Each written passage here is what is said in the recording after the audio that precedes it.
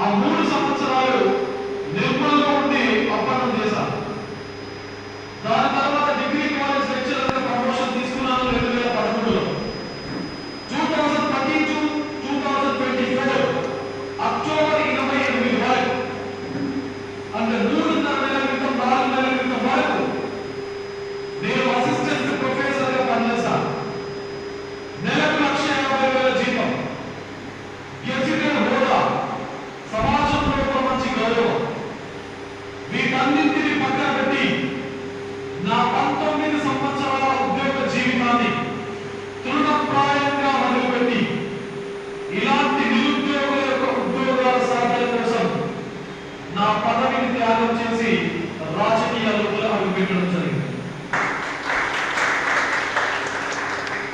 మరి ఎందుకు ప్రసన్న హరికృష్ణ ఓటు వేయాలి?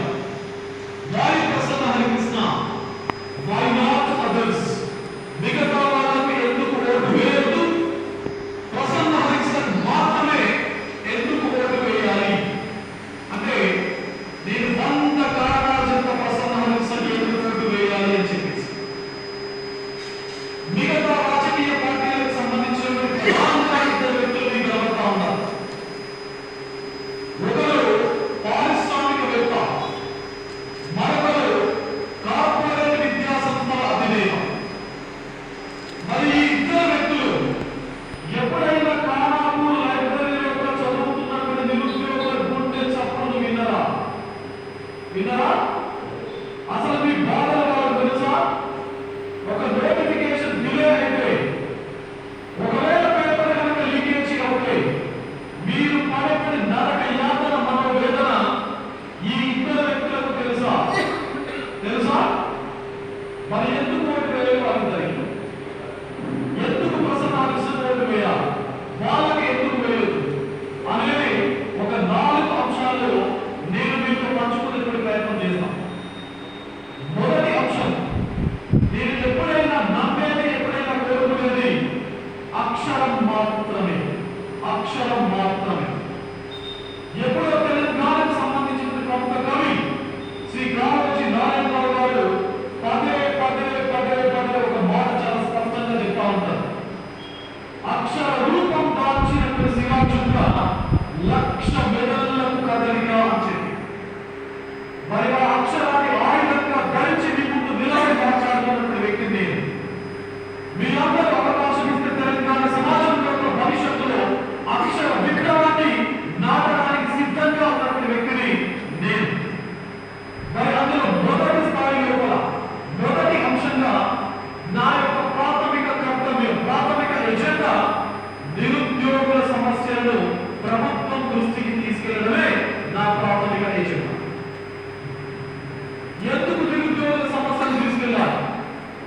ఏది నాకు సంబంధం నిరుద్యోగులతో అంటే గత 18 సంవత్సరాల నుంచి నిరుద్యోగ సమాజంతో తెలంగాణ రాష్ట్రంలో వారి జీవన గమనంతో నా జీవన విధానం మమేకమైనటువంటి నేపథ్యం నాది. 18 ఏళ్ల నుంచి నిరుద్యోగులకు కావాల్సినటువంటి పుస్తక రచయితగా, వాళ్ళకు క్లాస్ టీచర్గా, గైడెన్స్ ఇచ్చిన వ్యక్తిగా, కౌన్సిలింగ్ ఇచ్చిన వ్యక్తిగా సుమారు 10 లక్షల మందితో నాకు నెట్వర్క్ అనేది ఉన్నది. మరి ఈ 10 లక్షల మందిలో ఈ తెలంగాణ రాష్ట్రంలో నా స్టూడెంట్స్ సుమారుగా 30,000 మంది ఈ రోజు వివిధ రకాల డిపార్ట్మెంట్స్ లో జూనియర్ అసిస్టెంట్ నుంచి ఈవెన్ కలెక్టర్, ఐపీఎస్ అధికారుల వరకు నా స్టూడెంట్స్ పనిచేస్తా ఉన్నారు తెలంగాణ రాష్ట్రం.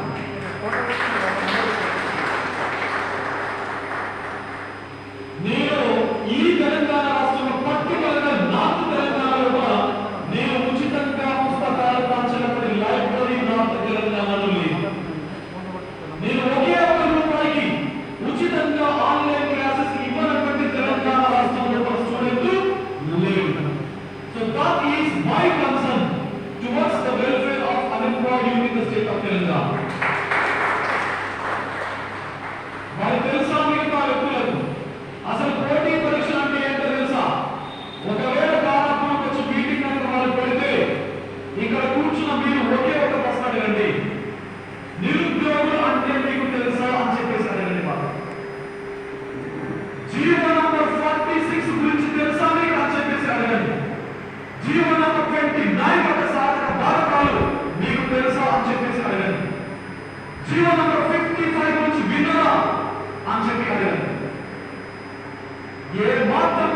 లేదు మీ ఉద్యోగుల సమస్యలతో.